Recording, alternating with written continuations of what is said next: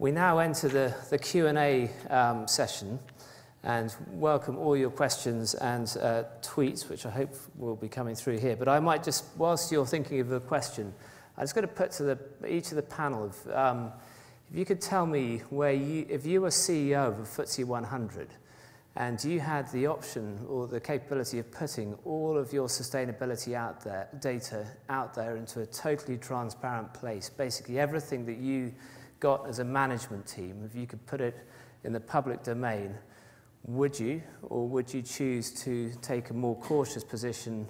Do you feel that there are inherent risks in being transparent? So maybe just in the order of speakers, Louise. I think the one challenge with putting all of the information out there, that it could be too much information, and also in context. A lot of times you could pull a number out, say, look at this number and compare it to another company, that it's important to say, well, this number means X because A, B, and C happened this year. That would be my one caveat about super transparency.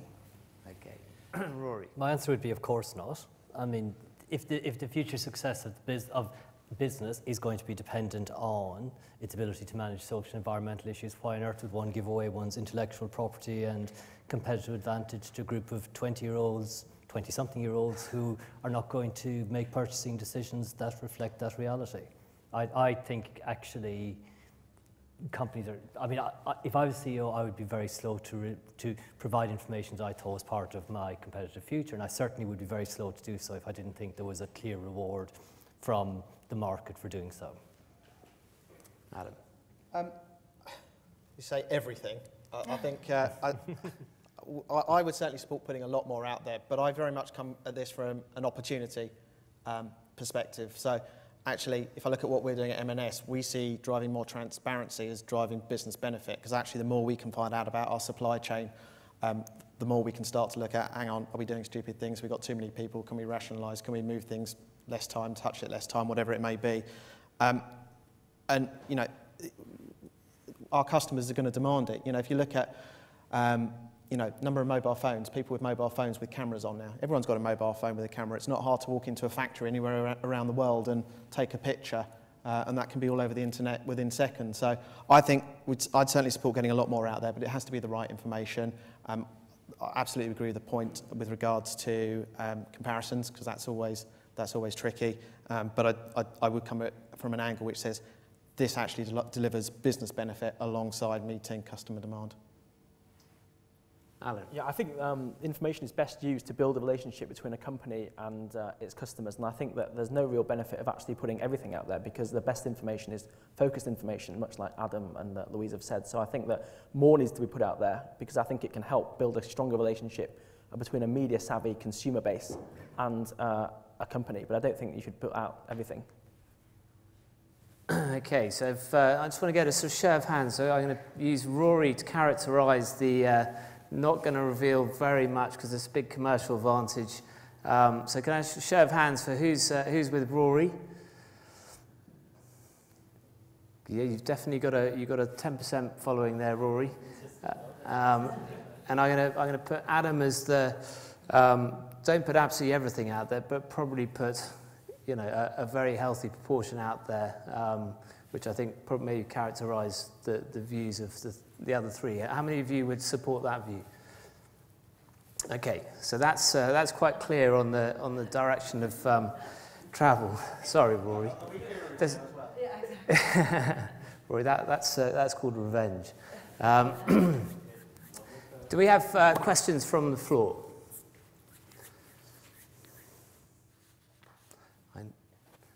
Well, let's start with John at the front because you're near us. Hello, John Hatton from Alphion Energy. I think at the beginning of the year, Green Monday made some predictions about what might happen in 2011. Sorry, Jim, to put you on the spot for this one. But I think one of them did incorporate transparency in perhaps a corporate scandal might lead to a share price event. So how are you getting on with the predictions this year? And B, has the transparency reporting had any impact on any of them? Well, we were actually just looking at this the other day, and clearly I was wrong on that one that you've just very kindly brought up there. But we're right on about 6 out of 10, we think. But we will be giving our predictions for next year, and we will do a little analysis of how we did this year. But thank you for that. So now we've got a question over there. Hello, Sarah Paul from Diageo here. We are seeing, some pull from consumers in terms of transparency and social awareness. Very, very little pull from investors at the moment, or very, very, very little, very few inquiries from investors. I just wondered how the panel found that from their perspective. Yeah, why don't you? Nominal investor representative. I actually think companies face a real challenge in this space because I think there is little or no reward for companies that do a good job in reporting from the investment community. I think if we look at the evidence, it is that investors expect companies to manage these issues in the round well and appropriately and stay out of trouble. There's limited reward for doing much more, unless companies can demonstrate how that, as in the case of Marks and Sparks, how that feeds through into, more customers or greater sales or whatever. I think for companies though, where we have seen the evidence is investors are very quick to penalise or sanction companies who get caught doing something wrong. And I think, we've seen that say with BP. Just as an example, I think the investment community was very quick to respond to the events in the Gulf of Mexico. And I think we've seen that with corporate scandals more generally, is that investors are assuming big companies are doing a reasonable job of managing this range of issues. When something happens that causes them to question that view, I think we're seeing the effects in share price. So my characterization of the debate around reporting is that I'm unconvinced. I'm not saying there's no evidence, but I'm unconvinced about the upside benefits to companies to do a very good job on responsibility and disclosure. I'm very clear that there is evidence, clear evidence that companies that get it wrong or failings in performance will be sanctioned by the markets. Can I just ask you, have you read the Harvard Business School review that came out a few, and did you find that they took 90 companies who are best in class in sustainability, 90 companies who were laggards, looked at their share price performance over 25 years and concluded that the sustainable companies outperformed the unsustainable companies by 4.8% per annum, and you weren't convinced by that? Well, I'd like to make two comments. The first is, my belief is that companies should be well run, and well-run companies will make better investment, will be better in performers over the medium to long term. That's what I believe. The problem with the Harvard Business Review study is that it's a sample of 90 companies. There's all kinds of biases in how those were selected, survivor bias and all the rest of it, which means I would describe it as it is another piece of evidence. But the problem is I think it's very difficult to build a completely defensible and robust case that can stand all chance. I would see it as another useful kind of block in the argument, or a block in building the house, but it's not conclusive, it's not compelling, but valuable. Louise. I was going to add one thing that last summer, a year ago, we commissioned some research to some of our mainstream investors to see if they were interested in environmental and social governance data within the financial reporting. So these were BP's investors, not investors in general.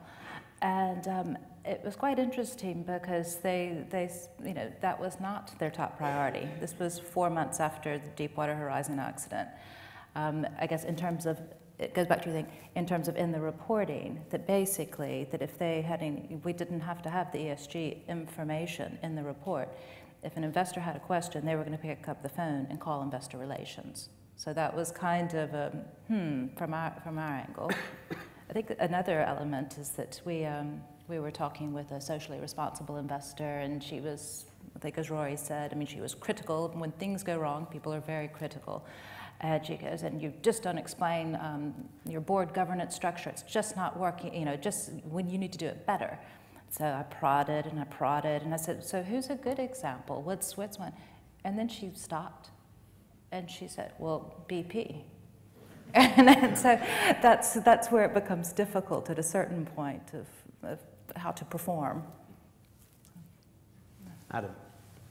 Yeah, I guess our experience hasn't been a lot, too dissimilar, but we're trying to be a lot more proactive about it. So, I think a lot of it's about language. So we'll do a lot of investor sessions where we'll bring them in and talk to them in a way we think is more appropriate. And that's a similar view to what we have on integrated reporting, which is it's finding the right elements to talk about and finding, putting it in the right terminology in the right context. But I would say it is improving, and we have, we've got some big investors that come to us and say, we're not just about the short term, we are really interested about what you're doing in the long term, we want to find out more. Not as much as we'd like, we're having to be quite proactive about it, but I do think there's a lot about language and putting it in context.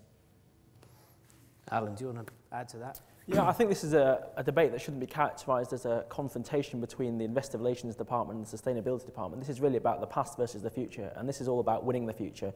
And as Adam said, in the short term, it might be a difficult challenge, but actually in the long term, and I mean 20, 30, 40, 50 years' time, the companies that survive, that flourish, that actually succeed in an increasingly volatile and uncertain global marketplace are those companies that are well-run, well-structured, but those which actually put sustainability and transparency at the heart of their strategy. Good. David. David Freeze from the HVCA. Question first of all for Louise, but also for Alan, and that is that you said you had 200,000 hits on your sustainability report online, something like that.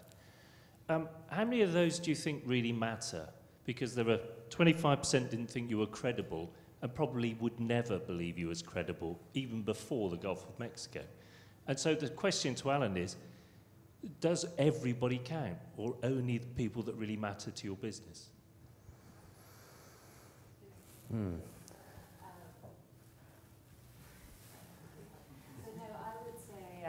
I think in terms of does everybody count, I'm definitely going to leave that one for Alan.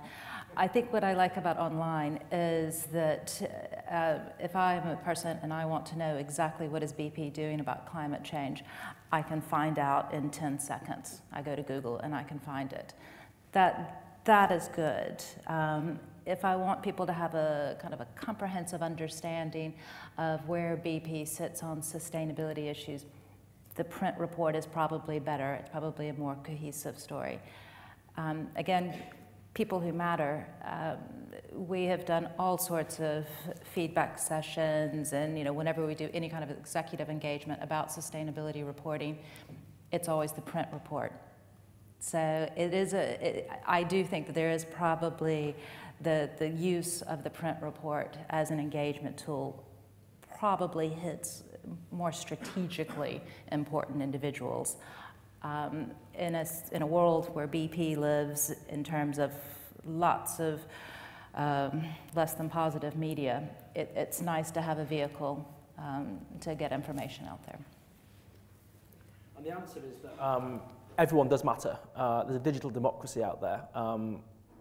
As you saw with the Arab Spring, anyone with a computer, with an iPad, with an iPod, with a BlackBerry, is as equal in the digital revolution as everybody else is. And every time someone logs in to view a sustainability report or logs into the website, they are basically becoming either positive or negative ambassadors for that business. They'll go away and tell their friends, they'll like it on Facebook, they'll go and tell people on Twitter, they will perhaps upload a video on YouTube. So the answer is everybody is equal and they should be treated as such. And actually, in the future, businesses must be much more aware of the fact that they need to treat people with sort of respect, and actually in the digital age news travels very quickly, and that people should all be respected regardless of their background or where they've come from or their wealth, because everyone has the ability to convey information on a digital platform.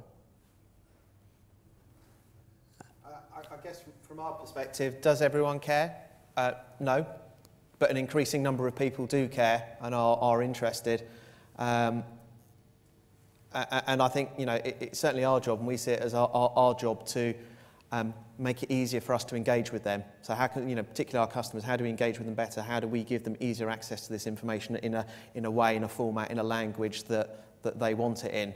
Our sustainability report is not designed for one of our customers to pick up and read. They're more than welcome to, and we've hopefully written it in a language that you know, they can get to grips with. However, how do we start to use social media? How do we start to use video more? How do we engage on Twitter or whatever it might be to bring things to life in a more engaging way? So actually, that they do come to us and saying, well, we want more, tell us more, we're really interested now. And that's the challenge. And things are happening so quickly, we're constantly having to learn and constantly having to change what we're doing to keep up.